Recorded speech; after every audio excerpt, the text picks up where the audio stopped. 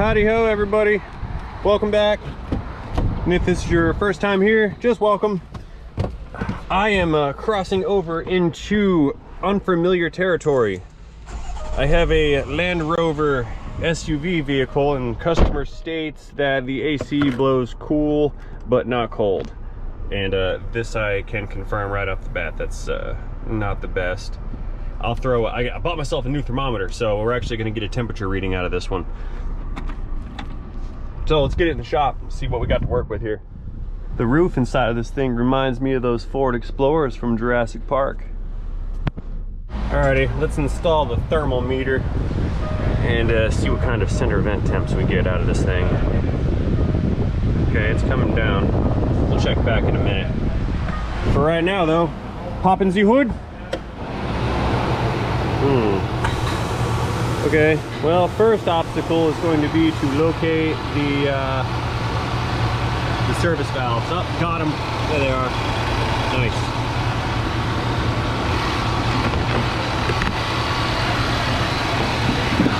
All right, it's been a couple minutes and we're at like 78.5, 79 degrees. So I'm definitely going to say the system is underperforming. I'm gonna hook up the machine and see what the deal is. By the way, this one is a 1234 YF system. That's that new, super expensive, worth more than gold refrigerant. All right, kind of a tight squeeze for that high side valve, but nope. There's no space in there. All right, let's see what we got going on here. Low side's very low. It's interesting. Okay, I'm gonna shut this down and recover the system. I want to measure how much refrigerant's in there. Powering down. Okay, this system's definitely pretty low. It's only been recovering for maybe 45 seconds or so, and we're only pulling out a couple 100 grams here. Not good. Yeah, it might make it to 200 grams. And the system's almost empty right now. Okay, the machine's done. It has not recovered much. I'm gonna go ahead and change out these service valves like I always do. And I'll recharge this system and reevaluate, see what's going on. And of course, I will use my detector to check for leaks.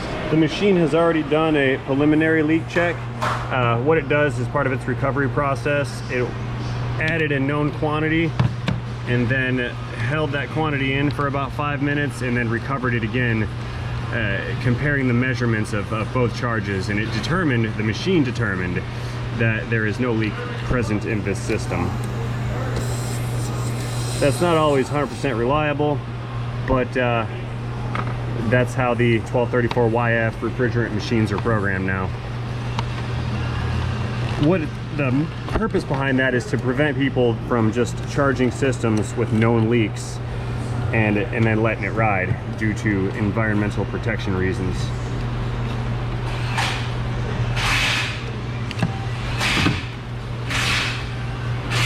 These valves were super tight.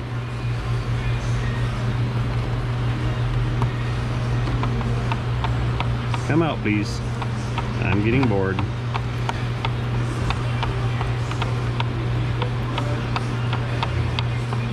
Thread's broken? What is this? Now here it comes. Oh no! I needed that. I hope it hit the ground. Oh, sweet. There it is. That's gorgeous. Come back. Come back to me. There it is. Found it. Okie dokes. Got my two replacements here. That's the ones with the black or brown O-rings.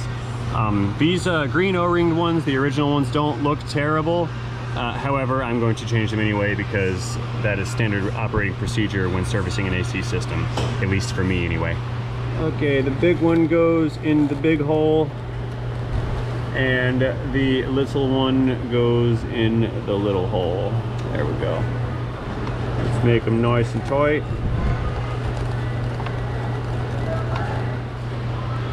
And Click.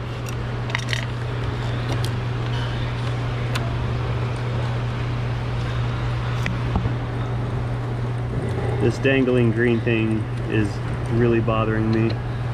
Stay over there. It's driving me nuts. And micro click. All right, I'm gonna pull a 15 or 20 minute vacuum on this. Let it sit, observe the vacuum level. That will help to check for any leaks. Then I will recharge it, and again, I will leak check it with the refrigerant detector. Get on there.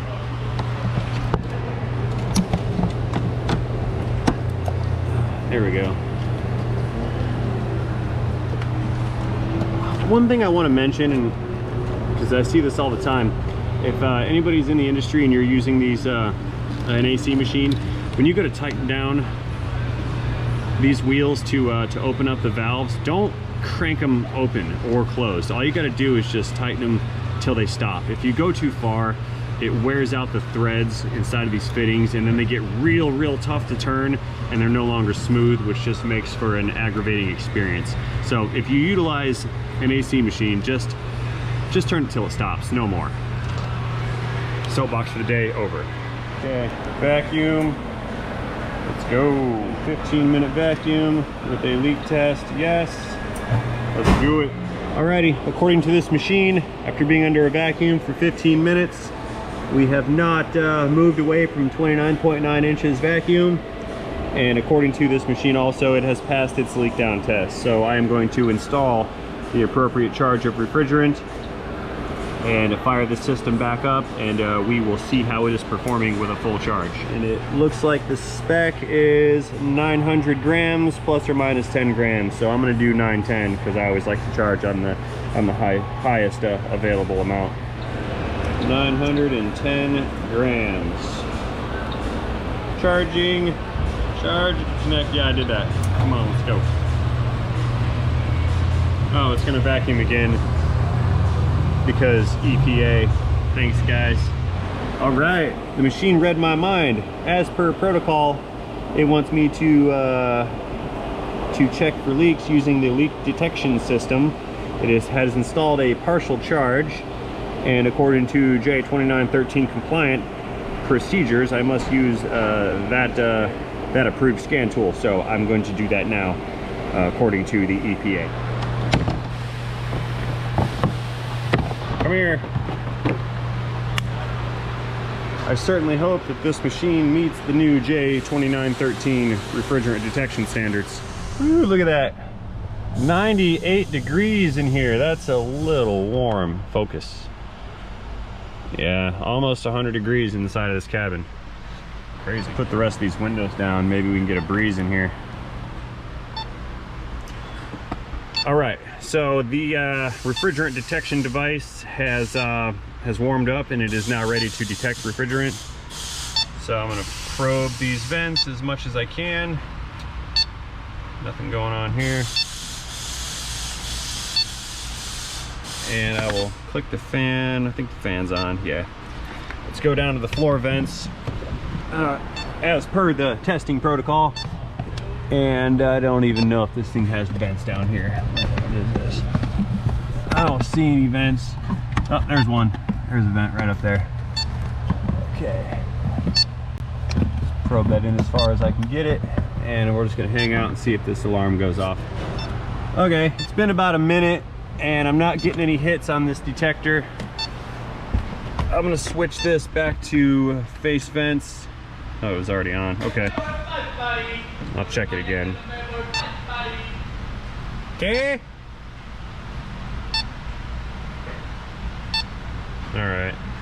I think we're good on the internal leaks. I'm gonna go ahead and probe everything under the hood and see if there's anything else going on. And while I'm doing that, I'm gonna go ahead and, yeah, it was free leaks, why not? I'm gonna go ahead and command this machine to continue installing the charge in this vehicle. Let's start back here with these refrigerant lines. I don't see any dye anywhere, and I'm sure this has dye. It's factory installed. So I don't think there's a leak at this area, but it never hurts to probe it. Okay. All right, this is gonna be pretty cramped. I am down under the car and I'm trying to get a line of sight on the compressor. I can barely see it through this little hole. I don't know if you guys are going to be able to see it from where you're at. I'm kind of holding the camera in line with my line of sight, and I've got this probe run up through an access hole here. I can see some dye on the compressor behind the pulley. I believe that the shaft seal on this compressor has a leak.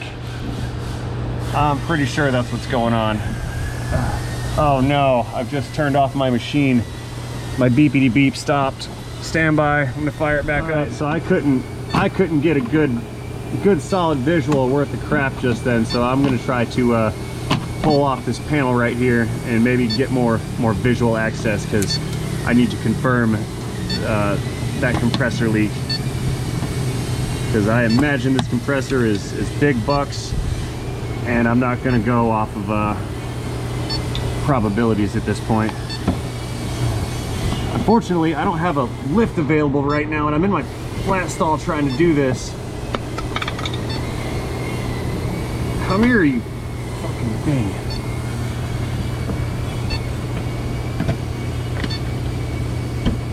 I'll be back once I get this panel off. This is okay. Panel's free, and we've got a little bit better access. Now you can see that compressor through that little hole right there. I'm gonna try to get the probe for the refrigerant detector behind that pulley, and hopefully we can get a hit. Let's see what it does. Okay, I got it in there pretty good, and that's still not wanting to go off. Let's move in for a visual and see if we can see some dye, because I know I saw a hint of green in there. Oh man, my face doesn't fit.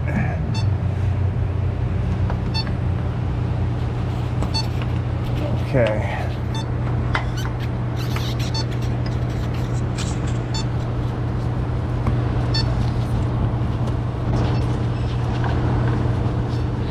All right, yeah, I see the dye. It's faint and it's around the shaft, but I do see it from here. I don't know if you guys can see that or not from where you're at. I'll try to stick an arrow on this when I edit to show you where it is exactly, but I do see some green coming out of that compressor shaft. So okay, I am gonna go ahead and condemn this compressor just based on that. I don't see any other leaks here. I'm gonna go ahead and probe the condenser up front also, just to make sure there's nothing going on with that. But I do believe I've got a conclusive diagnostic here. I just hope the camera picked up on it. Okay, this thing has nearly completed its charge. It is taking its sweet time to finish off the last 25% of it, so I'm gonna go ahead and shut this engine down. It made me turn it on, and it tried to do a low side charge. It just wouldn't accept it through the high side. So I've got to do a low side charge. All right, the charge has completed. Let's disconnect the high side hose as per the instructions. It's getting a little warm in there. Hot, hot, hot, hot, hot. And now it's just going to pull all the refrigerant out of the low side hose back into the system. Forgive me, out of the high side hose back into the system. There it goes, dropping pressure. We're going to see the high side equalize to whatever the low side is, or close to it. And I think that's equal enough according to the machine. It says go ahead and disconnect all the hoses and shut it down. So I'm going to do that in preparation for a yay or a nay on this compressor replacement. Customer may simply elect to take their chances and ride it the way it is. If they would like to change the compressor, that's going to make for one heck of a video, because according to the labor guide, it takes me 4.7 hours to replace this compressor, because it's buried way down there. And Oh yeah, it's nice and cold in here now. Let's fire up this fan here. Look at that, heck yeah, look at that. 40, 42, 45 degrees, 44 degrees. Not bad. Shutting down. Okay, this thing's on hold until I get word from my consumer. Okay, well, just got word back from the customer, and they are here from out of town. I believe they're from Pennsylvania or something, and they do not want to have this fixed right here because they would like their car so they can have their vacation.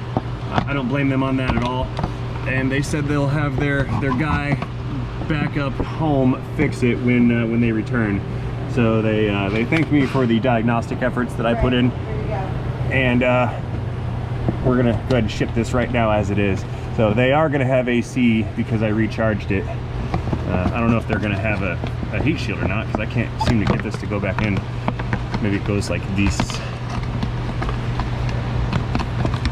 Oh, come on. There's these damn hoses in the way because European. Almost got it.